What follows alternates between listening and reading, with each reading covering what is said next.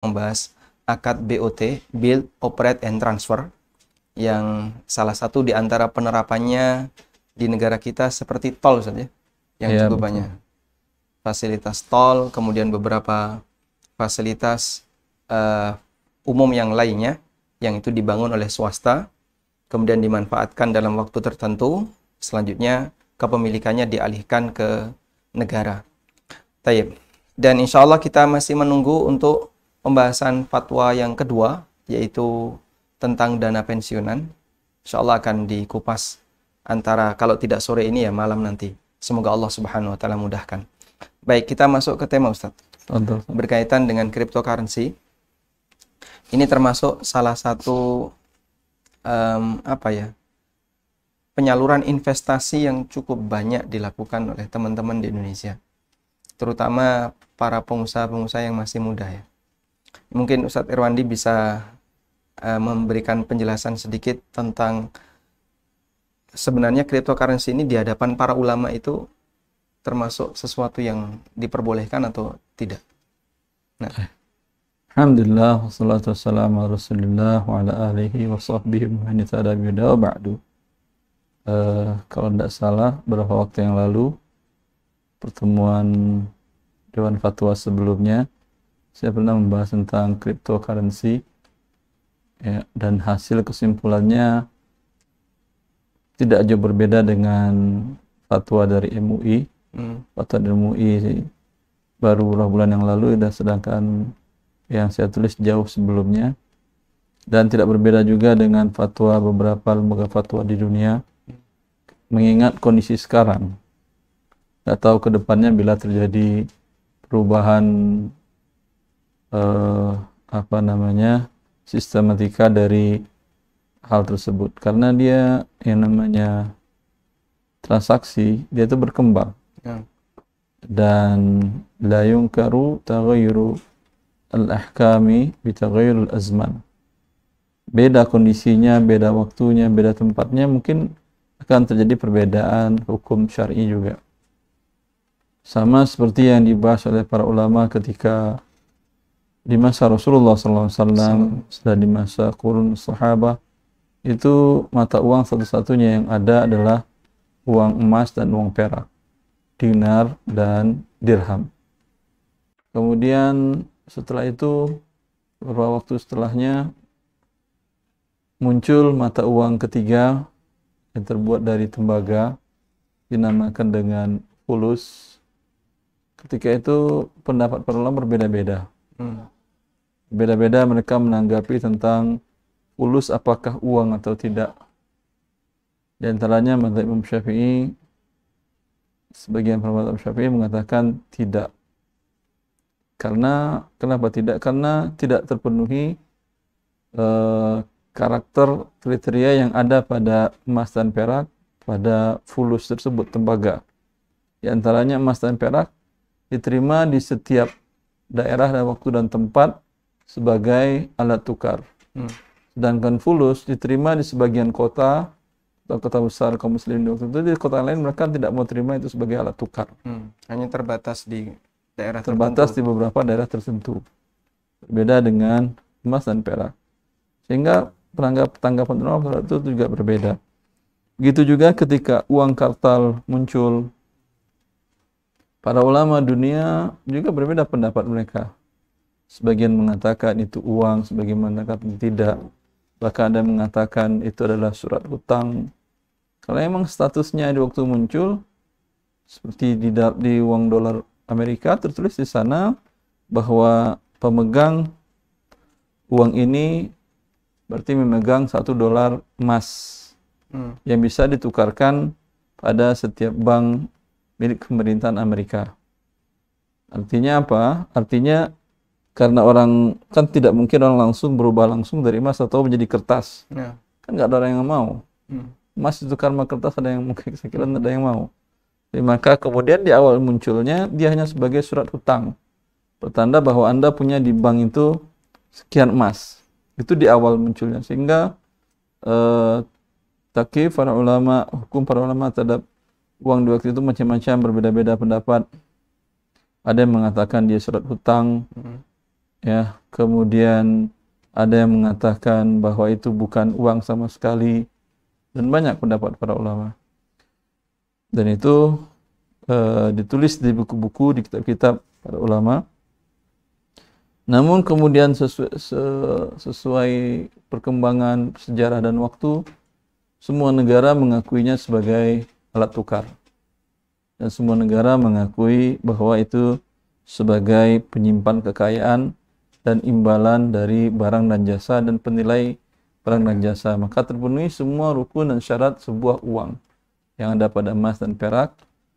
Dan perbedaannya cuma tipis lagi, yaitu kalau emas dan perak nilai intrinsiknya pada zatnya, sedangkan ini dari pengakuan sebuah negara tersebut.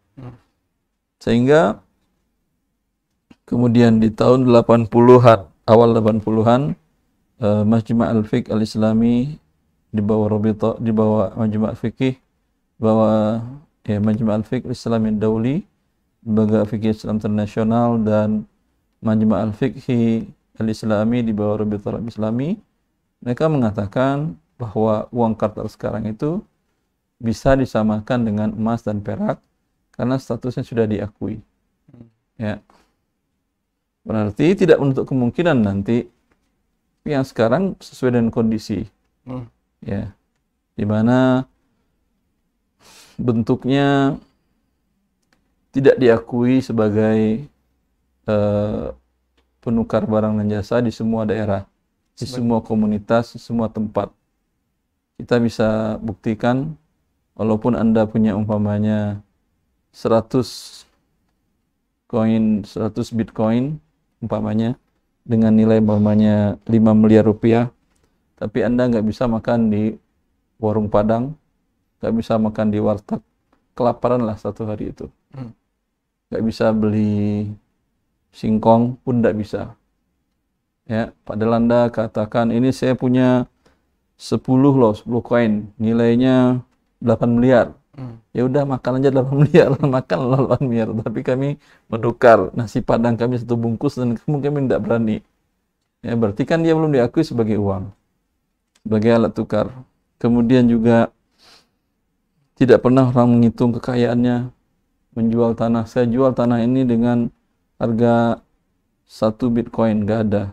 Kemudian dia kalau jual bala-bala, ini bala-bala 0,00000 Bitcoin, nggak ada. Berarti dia tidak sebagai alat tukar juga, tidak diterima oleh masyarakat sebagai alat tukar, dan juga tidak sebagai hitungan barang dan jasa. Dan juga tidak ada yang menyimpan kekayaan dengan Bitcoin tersebut.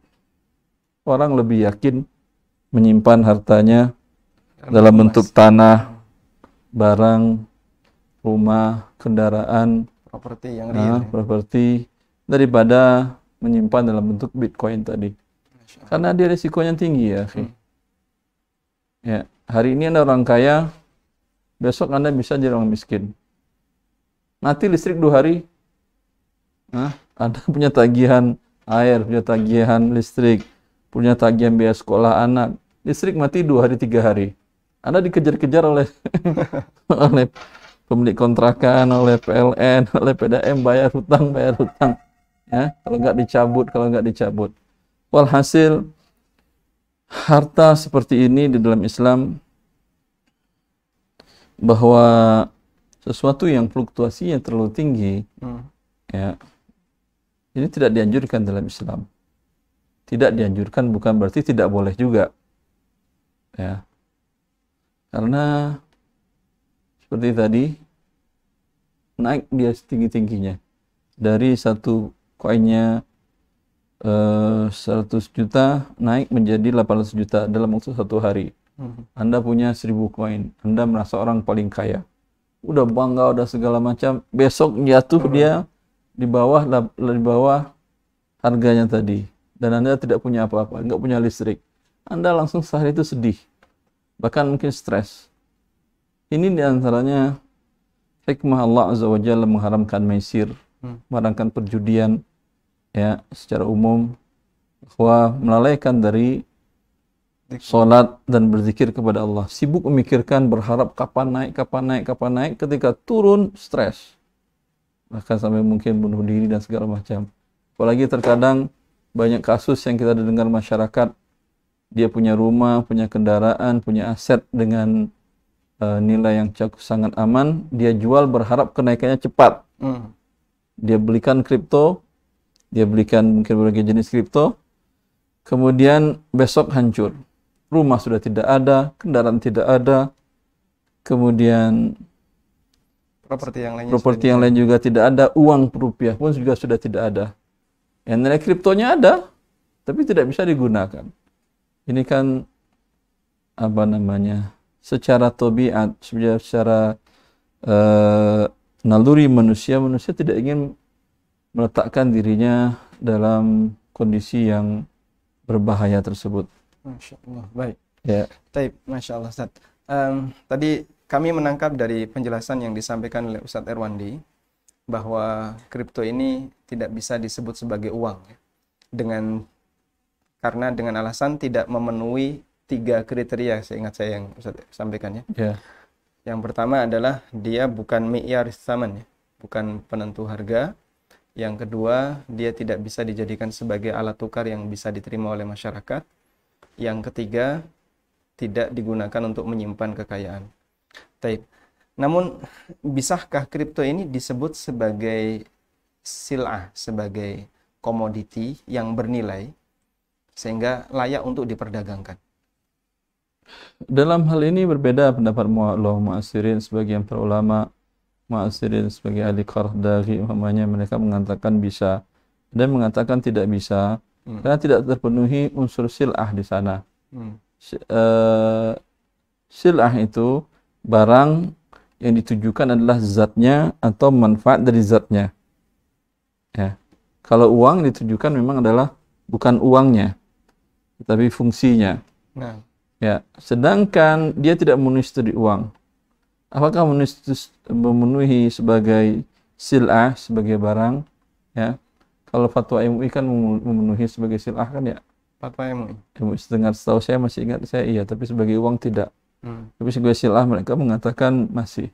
Tapi sebagian ulama mengatakan tidak, karena sil'ah itu yang ditujukan adalah zatnya.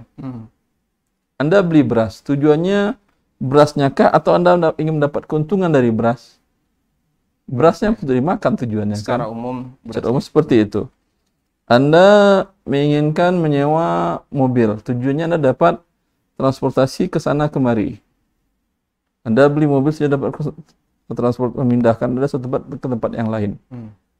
Anda diinginkan dari zatnya, baik zatnya kah atau manfaat daripada zat itu sehingga bisa dijadikan sebagai sil'ah. Tapi ini tidak terpenuhi juga di dalam cryptocurrency ini. Jadi sebagian ulama tadi mengatakan ini tidak bisa ditentukan jenis kelaminnya lah, seperti itu. Tidak dia uang, juga tidak barang. Sebagian para ulama lagi seperti MUI juga mereka mengatakan masih bisa dianggap sebagai sil'ah, sebagai barang. Ya, sebagai barang, ya. Karena yang namanya manfaat tidak mesti harus ada berwujud. Ya, seperti umpamanya hukuk manawiyah, hak sifatnya immateri. Anda seorang penemu royalti, ya. Ya, royalti. Itu kan tidak ada wujudnya. Ada bukunya, Ustaz. Bukunya ada. Tapi nilai immateri dalam buku tadi, yang itu harganya terkadang lebih tinggi daripada harga materinya. Ya, kalau dihargakan. Sehingga dinamakan dengan hukuk manawiyah. Maka wallahu ta'ala a'lam, ya, bila ada tujuan dari barang atau manfaatnya, dia bisa masukkan ke dalam sil'ah. Tapi apakah ada atau tidak? Dan kenyataan real sekarang, orang tidak menginginkan kripto itu untuk manfaatnya, melainkan untuk dijadikan sebagai alat perdagangan yang dengan itu mereka mendapatkan pertambahan nilai yang bila dikonversikan kepada rupiah nanti atau kepada uang kartal, mereka akan mendapatkan itu. Masya Allah. Baik, jazakallah khairan. Allah Baik, Ustaz. Jika tadi dengan pendekatan bahwasanya syarat tabiat kripto itu tidak memenuhi sebagai sil'ah, sehingga gagal sebagai uang, kemudian gagal sebagai sil'ah, sebagai barang dagangan. Lalu dari sisi mana, Ustaz, ketika orang investasi di dunia kripto itu bisa dikatakan bermasalah? Apakah karena alasan riba, atau alasan goror, atau alasan apa? Ya. Dari sisi mana dia bermasalah? Ya. Dalam kehidupan ya, bila Anda, Allah mengatakan wala tu'tus sufaha amwalakum allati ja'alallahu lakum qiyama. Kata Allah, jangan berikan harta kamu kepada wala tu'tus sufaha amwal, harta kamu kepada orang-orang yang bodoh. Yang itu merupakan pokok kehidupan kalian. Artinya, bila Anda mengeluarkan sesuatu, dapat sesuatu. Nah, bila keluar sesuatu tanpa dapat sesuatu, nilai yang keluar hilang. betul. Bila nilai yang keluar hilang, akan merusak tatanan ekonomi, tatanan kehidupan. Seperti itu Allah membuat sunnah kauniyah di atas bumi ini. Ya, seperti itu. Ketika Anda mengeluarkan jasa, hilang jasa Anda. Tapi dia Anda dapatkan mungkin uang, mungkin barang, mungkin jasa juga. Ada yang masuk ke Anda. Artinya tidak hilang, berputar terus. Kaila yakuna dulatan baina al-aghniya'i minkum, sehingga tidak berputar hanya pada sepihak atau segelintir orang saja, sehingga kehidupan itu menjadi baik. Dan tidak hikmah zakat dan hikmah tabarru'at sedekah juga seperti itu. Allah mewajibkan pada harta dalam bentuk zakat agar harta Anda itu berputar. Ya, keluar memang tidak ada imbalan, tapi ini bagi fakir miskin dia belikan barang jadi imbalan lagi. Tapi Allah melarang sufaha, orang-orang yang bodoh, untuk diberikan harta. Anda berikan harta, dibelikannya tidak bermanfaat, sehingga Allah mengharamkan jual beli rokok, khamar yang merusak semuanya. Itu diharamkan oleh Allah karena hilang uang. Ketika dibelikan rokok membuat penyakit, akan banyak lagi uang hilang untuk kesehatan. Dan tidak berputar keuangan tadi. Bila uang berkurang dari barang dan jasa, tentu terjadi ketidakseimbangan, ini akan merusak kembangan ekonomi tadi. Sekarang Anda tukar rumah Anda jual dengan uang. Kemudian Anda beli kripto. Kemudian Anda berharap dia naik. Ternyata besok turun. Itu kemana hilangnya? Hanya karena masalah naik turun karena pasar. Demand and supply. Tadi kalau hilang tanah, tapi jadi uang. Nah, uang ini bisa untuk membeli macam-macam lagi barang lain, sehingga dia tidak hilang dia. Ya, makanya di dalam syariat Islam dan di dalam undang-undang legal juga, membakar uang itu sebuah kejahatan. Bakar uang, Anda punya uang, walaupun uang jadi payah Anda sendiri, datang di atas kompor, Anda bakar. Kalau polisi lihat, Anda ditangkap, kan ya? Padahal satu lembar uang cuman. Kenapa setiap negara membuatkan seperti ini? Agar ekonomi tadi itu seimbang perputarannya. Kalau tidak, dia oleng, gampang hancurnya. Ya. Maka syariat mengatur seperti itu juga. Ketika dia dikeluarkan untuk hal-hal yang tidak ada imbalan yang masuk, dia akan menyebabkan ekonomi tadi oleng. Ya, akan rusak kehidupan dunia ini. Ya, seperti tadi kita katakan dalam kripto tadi, ketika Anda punya tanah, rumah, Anda tukar dengan rupiah atau emas atau uang. Sekarang hilang atau tidak tanah Anda? Hilang. Tidak. Tergantikan kan dengan, berubah dengan berubah jadi uang. Jadi uang. Yang uang ini sama dengan tanah tadi. Anda beli lagi tanah seperti itu juga mungkin bisa di tempat yang lain. Mungkin lebih, mungkin kurang, tergantung posisinya, tetapi tidak hilang. Ya, orang dapatkan tanah, Anda dapatkan uang. Tapi ketika Anda beli kripto, Anda tanah, Anda dapat uang. Anda dapat uang Anda beli kripto. Kemudian Anda berharap dia naik. Tapi qadarullah dia turun. Itu kemana uang Anda pergi?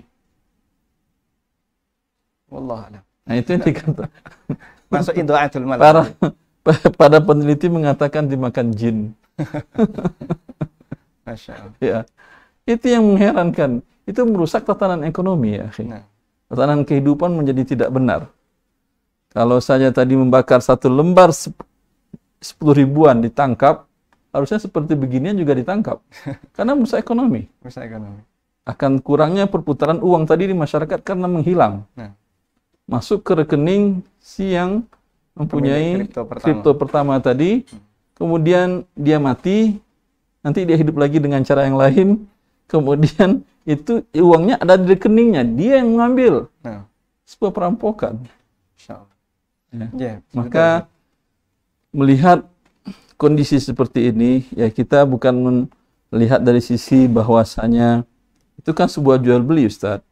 Iya betul sebuah jual beli, tapi jual beli kan ada imbalan, ada muawadat. Di mana Anda menyerahkan barang atau uang, Anda dapat lagi barang atau uang. Sekarang Anda menyerahkan uang, Anda tidak dapat barang, tidak dapat uang. Berarti hilang. Karena itu hikmahnya Allah mengharamkan perampokan, maling dan segala macam, karena hilang tanpa ada imbalan. Bisa nggak misalnya ditafsir? Kalau naik berarti boleh, kalau turun berarti dilarang. Naik atas dasar apa dia naik? Kan tidak jelas. Demand banyak, Ustaz. Permintaan banyak jadi naik. Ya, dia hanya berputar di sekitar demand tadi. Nah. Ya, ketika listrik mati, kemana uang pergi? Tapi mau mati listrik tidak ada Indonesia, tanah Anda tetap tanah Anda. Nah. Anda tanam jagung tetap keluar jagung. Mau Indonesia pun Anda tidak ada tetap keluar jagung. Gak mungkin Indonesia tidak ada, tanah Anda kemudian keluar angka-angka 1, 2, 3, 01, 01, tidak ada. Ya, tapi kalau tadi listrik mati, Anda tidak punya apa-apa. Masya Allah. Ya. Baik. Maka ya kita sebagai muslim yang mengerti akan hidup, makna dari hidup tadi, dan ada panduan dalam Al-Quran, ini termasuk membuang-buang harta. Masuk idha'atul mal. Termasuk idha'atul mal yang dilarang oleh Allah Azza wa Jalla. Sama menyerahkan harta kepada sufaha dalam hal seperti ini. Maka dalam Islam orang safih tadi sama dengan tadi yang mengatakan harganya naik. Kalau orang mencetak uang, uangnya jadi banyak kan ya. Apakah dia jadi kaya? Enggak. Malah dia merusak. Karena itu kejahatan pemalsuan uang, sebuah kejahatan bukan kepada 1-2 orang, kepada semua orang pemegang uang itu. Karena angka bertambah, barang jasa tidak bertambah. Angka bertambah, barang jasa tidak bertambah. Jadi economic bubble ya. Iya. Gelombang ekonomi. Baik. Baik, Ustaz. Setelah kita paham pendekatan pertama bahwasanya ini bermasalah dari sisi bahwasanya ini masuk idha'atul mal. Kemudian, bisa nggak ini kita bawa kepada ranah goror besar, Ustaz? Karena ketika orang investasi di situ, nilai gamblingnya cukup besar. Saya kalau memperhatikan grafik naik turunnya cryptocurrency itu minimal dari satu titik ke titik berikutnya rata-rata 3 juta selisihnya. Bisa naik terus rata-rata 3 juta atau turun naik di angka 3 jutaan. Tapi bisa lebih dari itu. Minimal tuh di angka 3 juta kalau dilihat. Kira-kira bisa nggak ini disebut sebagai goror besar karena dia menaruh uangnya di posisi yang sangat gambling? Wallahu alam, ana lebih mengatakan ini bukan goror tapi doror. Doror. Mudaratnya besar. Dan mudaratnya itu bukan hanya kepada 1-2 orang tadi, di mana dia bertambah berkurang tanpa ada pertambahan dan pengurangan pada barang dan jasa. Ya. Makanya sejarah manusia membuktikan, dan kita tentu berkaca dari sejarah. Dalam Musannaf Abdul Razak, saya tidak tahu kesahihan sanad hadisnya, tetapi diriwayatkan dari Ka'ab al-Ahbar, seorang Yahudi, dan dia tabi'in, sahabi, walaupun tidak pernah bertemu dengan Nabi SAW dalam keadaan beriman. Sehingga dia tabi'in. Dia bertemu dengan Nabi tapi dia tidak beriman. Kemudian setelah itu dia beriman. Sehingga dimasukkan dalam kelas tabi'in. Dari beliau mengatakan bahwa semenjak Adam alaihissalam itu manusia sudah menggunakan uang emas dan perak. Kenapa? Karena yang mengaturnya adalah Allah Azza wa Jalla. Di bumi, di kerak bumi, dalam bumi ini ada emas dan perak. Tapi yang ditemukan oleh manusia dari masa ke masa sesuai dengan kebutuhan barang dan jasa yang ada. Sehingga keseimbangan ini membuat kehidupan itu normal, berjalan dengan baik. Nah, Allah yang mengaturnya. Ketika yang dikhawatirkan di awal uang kertas kan itu juga. Ketika disubsidi dari emas dan perak menjadi uang kartal, khawatir ketika manusia mengelola, ya, ketika inflasi uang hilang, zalim apa tidak? Sudah ada orang simpan gaji sampai 20 tahun. Ketika dahulu nilai emasnya 1 kilo kalau dia beli emas. Ya. Tapi setelah 20 tahun paling emas dapat 100 gram lagi. Yang 900 gram hilang emas kemana? Kan zalim kan? Ya. Masalahnya adalah masalah perputaran uang tadi yang seperti tadi, fluktuasi turun naiknya tidak jelas yang dikelola oleh manusia. Tapi kalau oleh mengelola, lihat kalau antum punya emas dari masa Rasulullah SAW, harus dalam Sahihain bahwa Rasulullah memberikan 1 dinar, 4,25 gram emas kepada Urwah bin Al-Ja'ad Al-Bariki, beli kambing kurban. 14 abad berlalu, nggak berubah. Tidak ada perubahan. Karena manusia menemukan emas sesuai dengan kebutuhannya. Di dalam hadis dijelaskan bahwa yanhasirul furat, sungai Efrat akan berkurang debitnya dan akan muncul di sana emas. Ini menunjukkan pada akhir zaman jumlah manusia sangat banyak sehingga baru Allah tampakkan emas sesuai dengan kebutuhan mereka. Kalau sekarang Allah tampakkan emas tidak sesuai dengan kebutuhan mereka, emas turun sehingga ekonomi hancur, rugi. Orang banyak emas.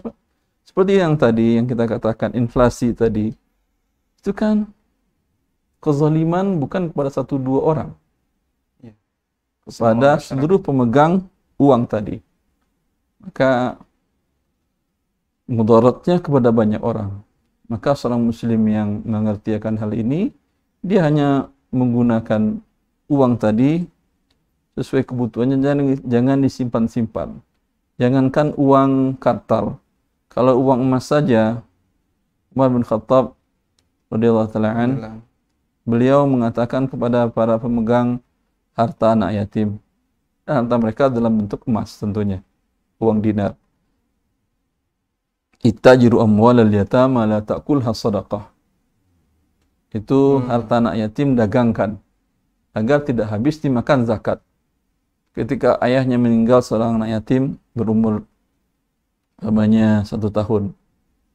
Untuk sampai dia balik butuh 14 tahun. Ayahnya meninggalkan 1 kilo emas, 1 kilo dinar. Setiap tahun berkurang 2,5%, 2,5%, sampai 15 tahun. Berapa gram berkurangnya? Berarti banyak kan ya? Banyak. Sehingga Umar mengatakan, padahal itu emas.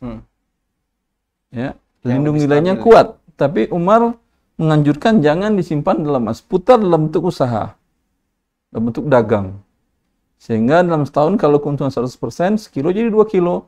Keluar 50 gram, masih banyak setinggalnya. Masih tinggal 1950 gram. Masya Allah. Sehingga tidak berkurang harta anak yatim. Itu dari sisi keuntungan bagi anak yatim, pemegang pemilik harta. Dari sisi ekonomi umat, ekonomi akan jadi hidup. Karena dibuat dagang tentu akan ada mulai dari bahan baku, penanam, produsen menanam, pengolahan, kemudian jaring-jaring rantai, distribusi, semuanya dapat rezeki dari Allah Azza wa Jal dengan sekilo emas tadi.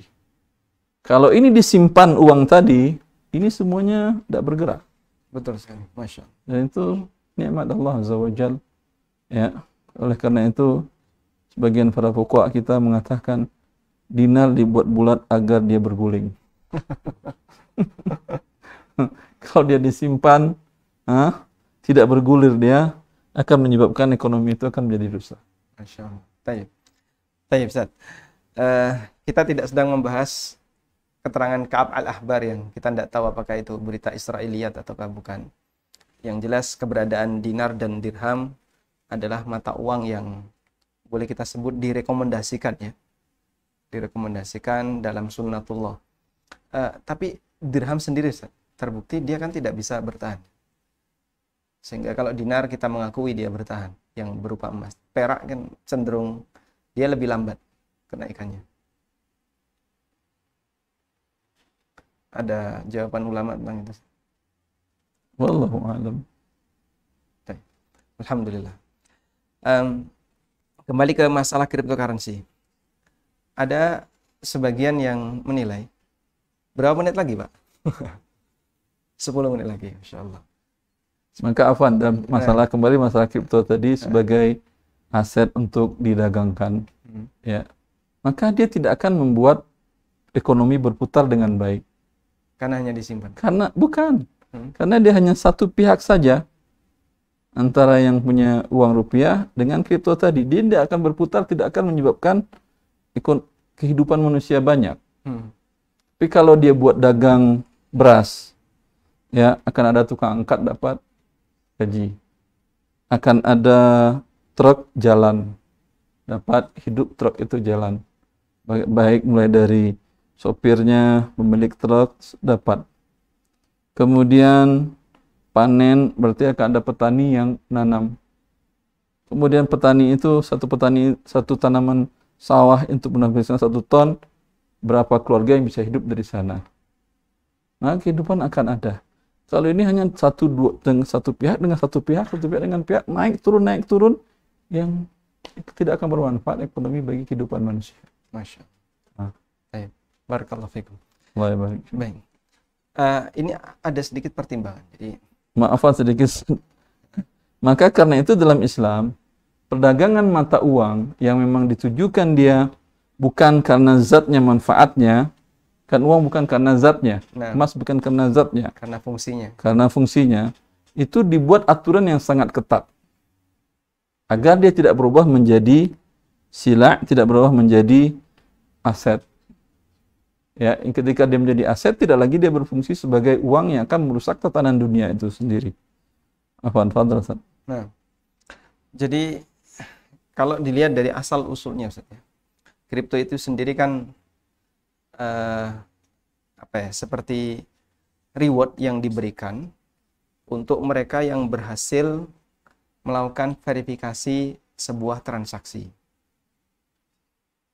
Jadi misalnya dalam blockchain yang mereka sebut, ya, di situ ada banyak sekali orang melakukan verifikasi yang disebut dengan hash itu. Siapa yang nanti berhasil menemukan kode tertentu yang terendah, maka dia dikasih reward berupa Bitcoin. Sebentar. Asalnya saja sudah tidak syar'i. Itu memberikan, dalam Islam jelas, la sabaqa illa fi khufin aw hafirin aw naslin. Tidak halal mendapatkan uang hadiah kecuali perlombaan, yang perlombaan itu mengasah keterampilan untuk berjihad. Ini perlombaan untuk mencari verifikasi tadi terkecil, data verifikasi terkecil. Manfaatnya bagi manusia apa kira-kira? Ada banyak transaksi yang dilakukan oleh perusahaan-perusahaan asing. Nah, ketika transfer itu diverifikasi, total hasil verifikasi itu oleh perusahaan penghasil kripto, siapa yang berhasil dikasih reward. Sehingga butuh komputer yang dengan kebutuhan listrik banyak, VGA-nya mahal, terutama bagian VGA. Kalau bisa nggak disebut sebagai manfaat? Tapi dia asalnya di sini. Kalau jadi rewardnya sudah jadi Bitcoin. Iya, dia asalnya asal akad yang tidak halal. La sabaqa illa fi khufin aw hafirin aw naslin. Tidak masuk dia kepada manfaat diniyah dan manfaat duniawiyah. Masya Allah. Baik. Barakallahu fikum. Allah barik fiik. Baik, pemirsa yang dimuliakan Allah Subhanahu wa taala.